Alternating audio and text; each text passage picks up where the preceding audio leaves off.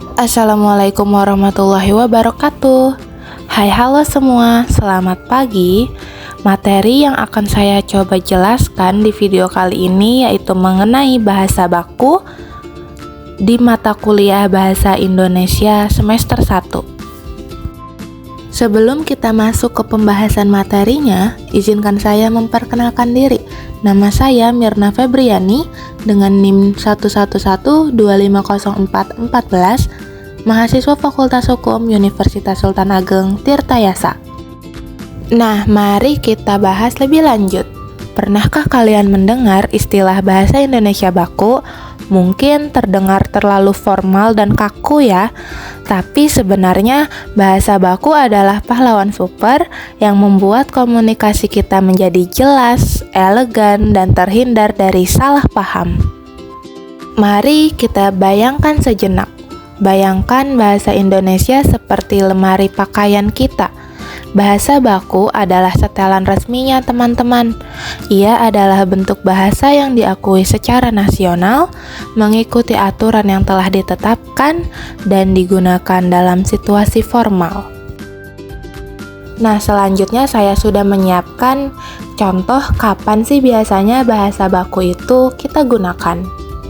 Yang pertama, dalam dunia pendidikan seperti saat presentasi atau karya tulis ilmiah. Yang kedua, di lingkungan kerja seperti pada rapat atau membuat laporan dan negosiasi.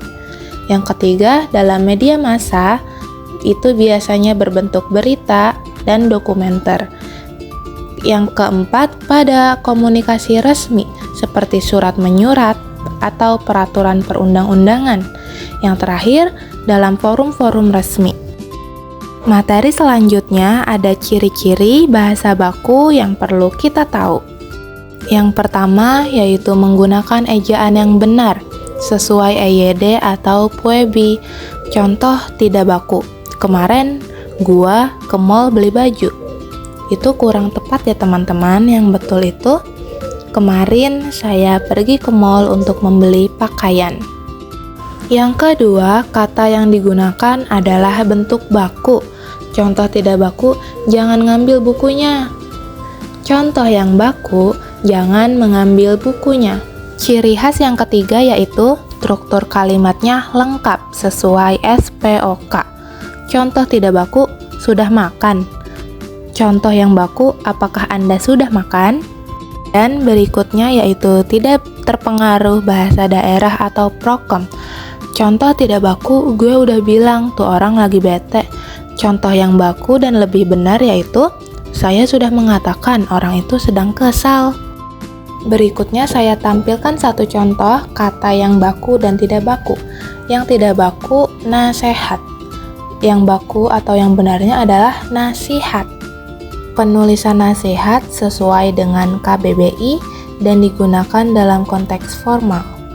Kata nasihat, bentuk baku yang dianjurkan KBBI yang artinya ajaran atau pelajaran baik, anjuran, peringatan, atau teguran secara baik-baik. Ingat, menggunakan kata yang baku bukan sekedar masalah benar dan salah, tapi tentang memilih kata yang elegan dan berwibawa. Setiap kata yang kita pilih mencerminkan kepribadian dan tingkat pendidikan kita. Dengan bahasa baku, pesan kita tidak hanya sampai, tapi juga meninggalkan kesan yang profesional. Jadi, ayo kita mulai menggunakan bahasa baku. Berlatih dari hal-hal yang sederhana terlebih dahulu. Menggunakan bahasa baku bukan berarti sok-sokan, tetapi bentuk penghargaan terhadap lawan bicara kita. Mungkin itu saja sedikit banyaknya materi yang dapat saya sampaikan. Saya ucapkan terima kasih dan mohon maaf apabila ada penjelasan yang salah atau kurang tepat. Wassalamualaikum warahmatullahi wabarakatuh.